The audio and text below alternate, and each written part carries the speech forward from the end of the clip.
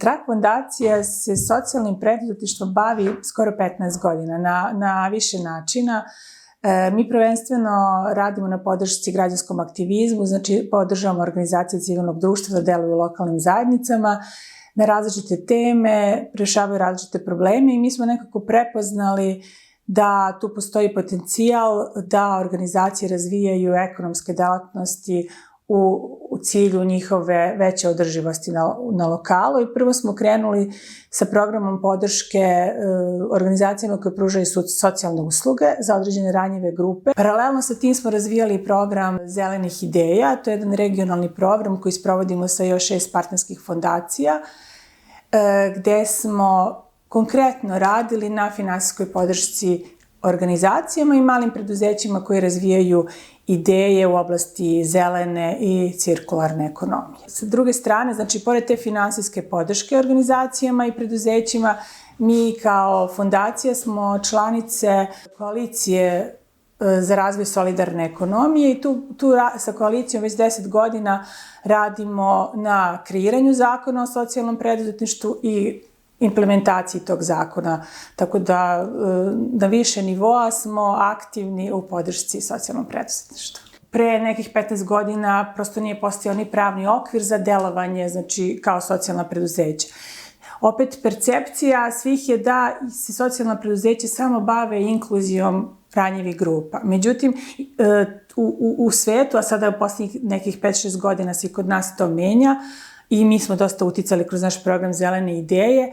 Zapravo, socijalno preduzetništvo je jedan model koji jako može da utiče na razvoj lokalne zajednice, može da utiče na rešavanje mnogih ekoloških problema i utiče i na razvoj online poslovanja. Svi smo negde međusobno učili.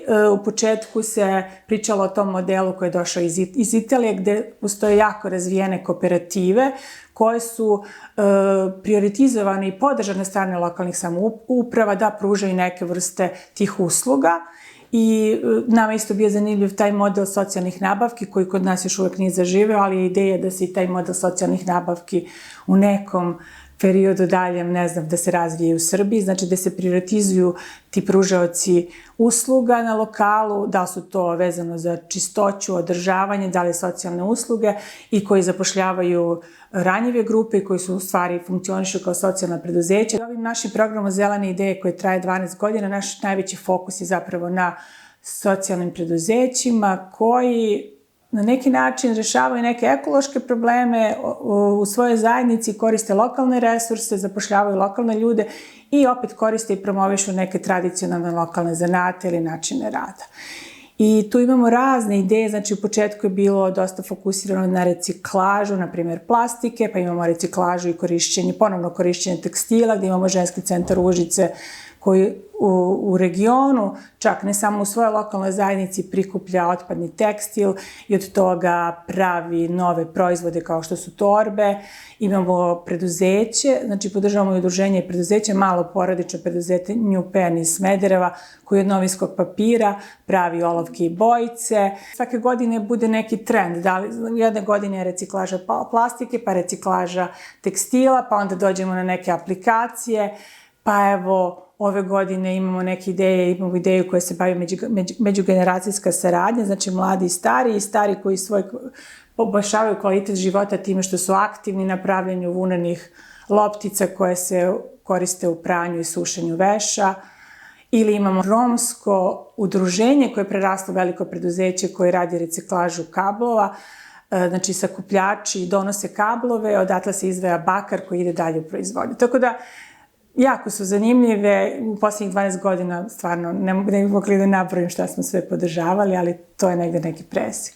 Inače, u civilnom društvu, u organizacijama koje mi podržavamo, aktivnije su žene. Što ne znači da su one na rukovodećim pozicijama, ali suština je da u ovoj oblasti, posebno oblasti socijalnih usluga, uglavnom su žene. Sve ono što ima neku jaču društvenu misiju, a samim tim nema toliko pristup većem profitu, imamo utisak da se tu više angažuju žene i to jeste i situacija i ovde.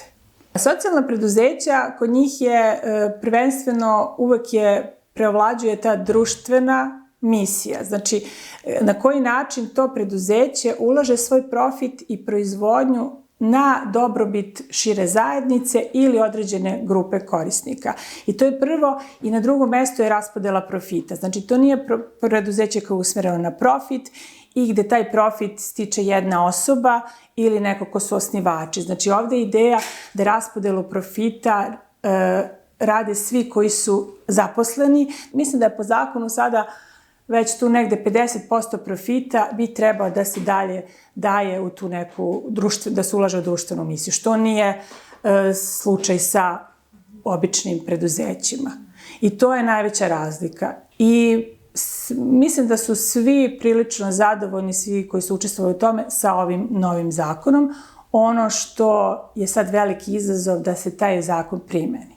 Znači, napravljen je program koji Vlada Srbije još uvek nije usvojila i koji mi zagovaramo da se usvoji, zapravo program kako se taj zakon primenjuje i spušta sa nacionalni na lokalni nivo. I tu postoje različite mere koje bi pomogle da se zapravo reguliše rad socijalnih preduzeća i da oni imaju i neke beneficije i da se zapravo prepozna koliki je njihov značaj, jer trenutno nije dovoljno prepoznat značaj socijalnih preduzeća.